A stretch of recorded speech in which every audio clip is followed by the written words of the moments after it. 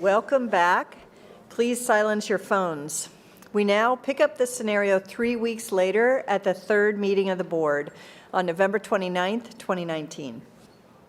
Thank you all for reconvening at short notice. We need to present to this board a serious new issue related to the economic fallout that is accruing over the pandemic. Let's start by getting the latest numbers and distribution from Dr. Rivers. The CAPS pandemic continues to grow, with more than 1 million cases and an estimated 73,000 deaths worldwide. These are only estimates because many countries are having trouble keeping up with surveillance and laboratory testing. Our models are showing that with this continued rate of spread, there may be 5.5 million cases and almost 350,000 deaths in 1 month. The 3-month projection is alarming, with potential for over 30 million cases and 3 million deaths. The Americas are still the most severely affected, but there are large outbreaks occurring in many countries across the globe. Countries with limited healthcare infrastructure have seen the highest death rates so far, but healthcare systems in high-income countries are also becoming overwhelmed. Financial markets have tumbled, with all down significantly for the year. Economic disruptions are being felt across the globe. Thank you, Dr. Rivers. So now let's look at this recent exchange on GNN that focused on the economic and financial crises that are rippling around the world.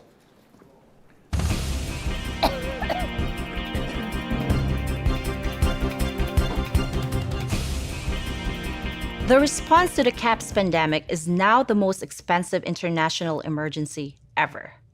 Political leaders around the globe are faced with many impossible dilemmas, including financial. We have 2 guests today to discuss the bottom line of catastrophic response. First up is economist Dave Gamble. Are we out of money? The best way to answer that is no, we are not out of money yet. But the fact is we are trending in a dangerous direction and something needs to change. You have been quite vocal about that and generated some controversy along the way. Well, look, you know me. I try to avoid controversy. But come on, common sense says it shouldn't be controversial to suggest our response should prioritize both lives and livelihoods. Absolutely, we need to save lives. We all know someone who's been affected by CAPS. But we literally cannot afford a heavy-handed response that suffocates our economy. Pragmatism is a wise choice. I mean, what exactly are the risks and benefits of slowing air travel, of staying home from work, closing schools, disrupting supply chains, interfering with our reliable channels of communication and news? Sure, some of these steps can help slow CAPS, but often only marginally and with serious costs. When this is all over, some families, some cities will have suffered more from our interventions than from CAPS. No question, there is a lot of suffering. Let me welcome Dr. Juan Perez to this discussion. Is Dr. Gamble wrong?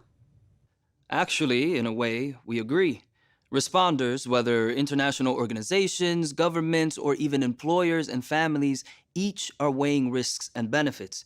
And there is not a one-size-fits-all approach, as there are different appetites for risk. What I will say, in my mind, our response should aim to protect every life we can. Of course it should be.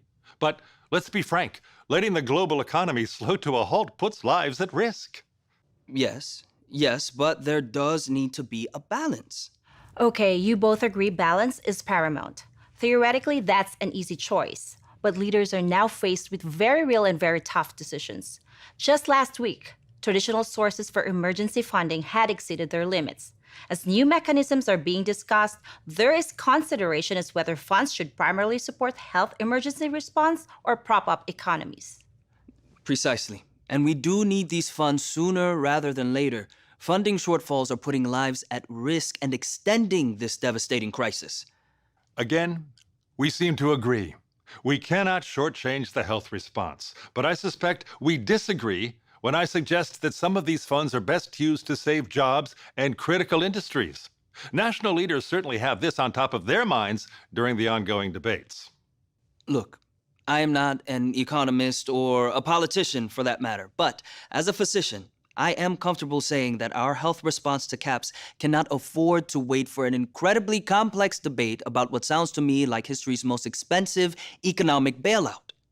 Thank you both, and we will be watching and listening for the outcome of these vital discussions. And certainly, the market is eagerly watching for any signs of hope. Okay, to go deeper on this, Dr. Eric Toner from our team is going to give details about the financial situation. Thank you. The economic impacts are being felt in all countries. In fact, losses are greater in the wealthier countries despite having fewer cases. This chart shows economic projections for global per capita GDP. If trends continue, preliminary modeling from leading economists suggests there could be an 11% decline in GDP at the one-year mark into the pandemic, and a 25% fall in GDP at the two-year point when after the full effects of the pandemic are felt. There is significant uncertainty about how quickly GDP would recover, but economists fear that the pandemic could push the world into a prolonged period of significantly slower growth. Unlike recessions due to normal business cycles and market forces, a recession caused by a severe pandemic would be unprecedented in the modern age because of the huge loss of both workers and customers. The closest parallel may be the Great Depression, but the anticipated global recession due to the CAPS pandemic could be much deeper, and it could take much longer to recover.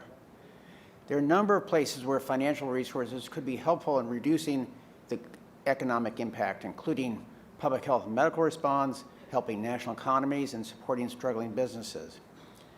But there are a lot of needs, and there's not enough money to go around. Two organizations that provide loans regularly, the World Bank and IMF, would not have enough money to get us out of this crisis. The World Bank and IMF together disperse about $185 billion per year in funds, and they've already distributed a substantial portion of that money in this crisis. Experts estimate that it would take $400 billion just to bolster the overwhelmed healthcare systems in low to middle income countries, and alone just to cope with the pandemic. To put this in perspective, the financial bailouts of Greece, Portugal, and Ireland following the European debt crisis amounted to approximately $350 billion, and that was only 3 countries. Without bailouts for national economies, economic failure in the most desperate countries could lead to collapse of national governments, which could further exacerbate the CAPS pandemic. Of course, funds are still needed to support pandemic response. In addition, there are concerns that if some highly important companies or industries fail, there could be a domino effect that undermines the already faltering economy. Many countries in the greatest need of financial support have historically been labeled as risky investments due to a combination of economic, social, and political instability. They would be at even higher risk of default now. Very rough estimates are that collectively donors, countries, foundations, international organizations may have as much as $100 billion to lend or donate over the coming year in this crisis. The question is, what is the strategy for what should the strategy for the donors be?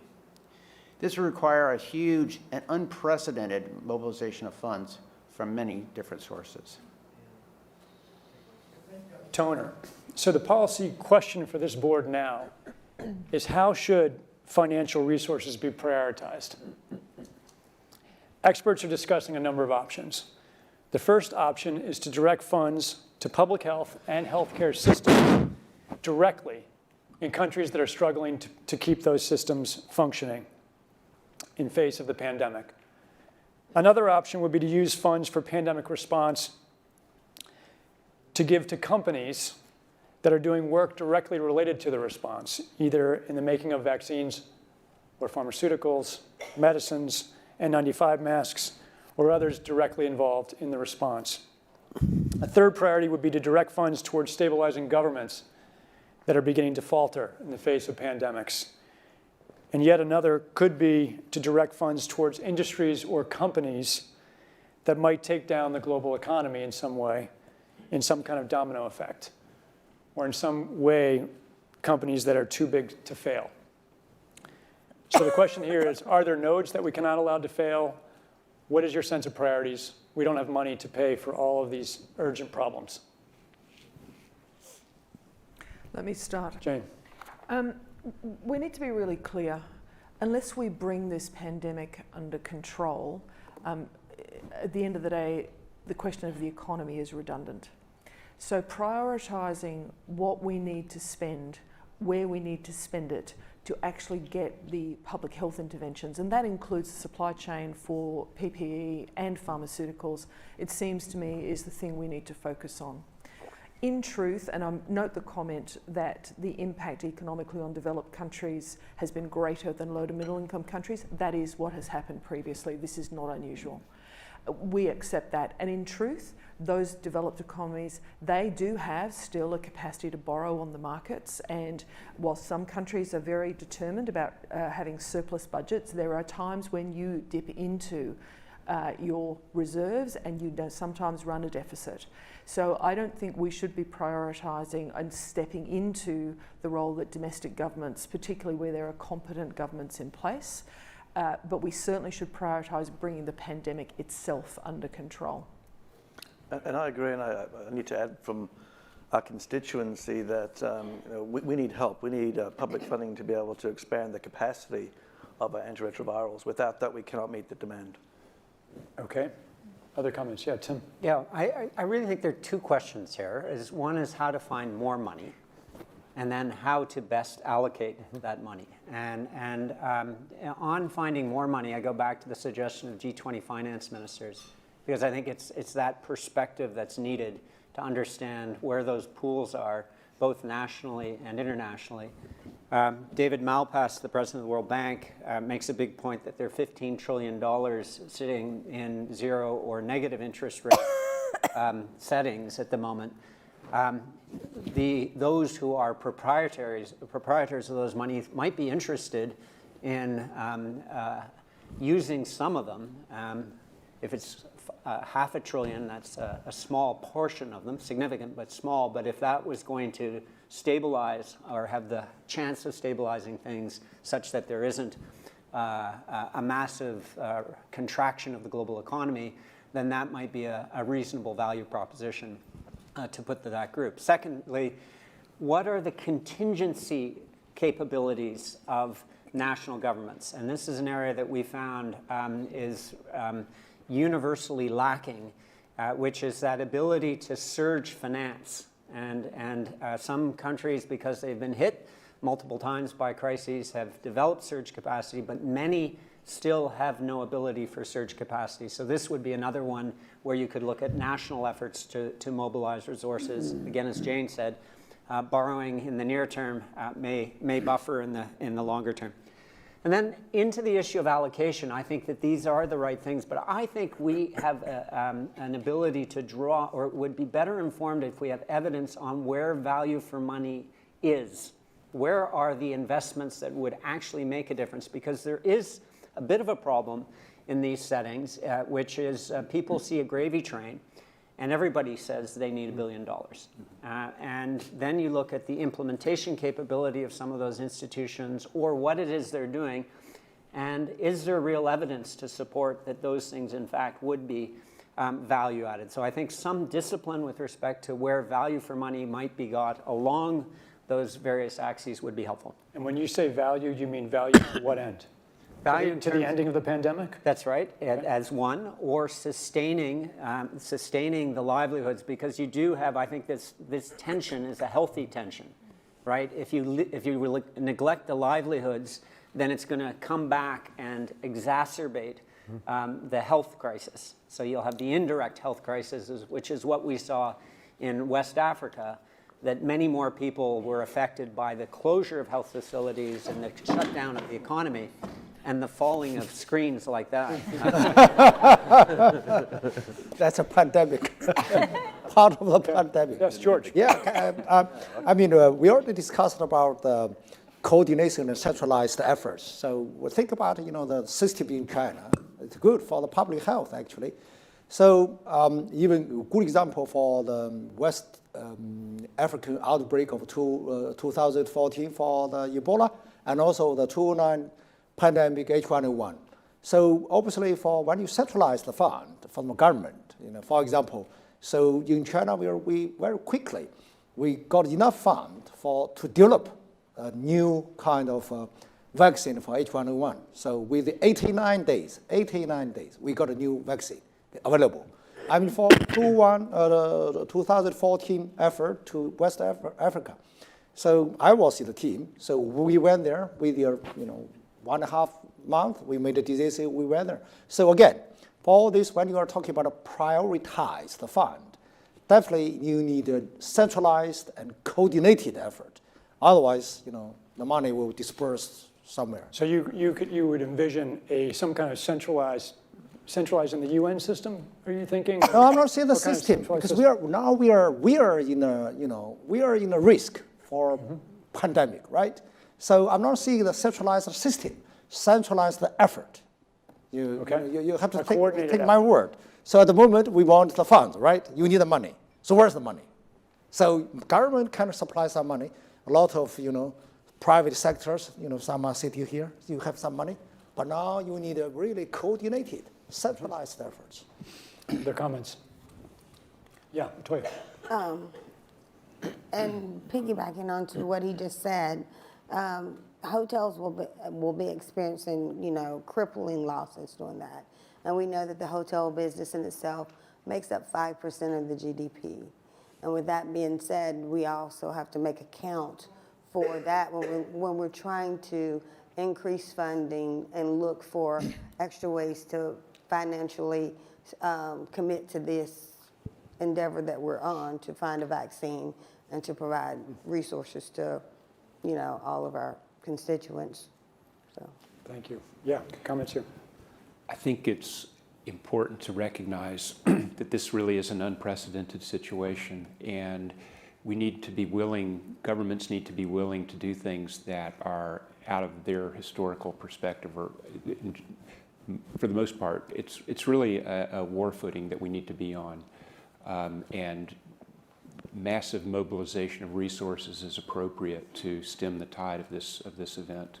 So when you say things that they haven't been doing in the past, you're talking about financial mobilization? Correct. In this case? Okay, Brad?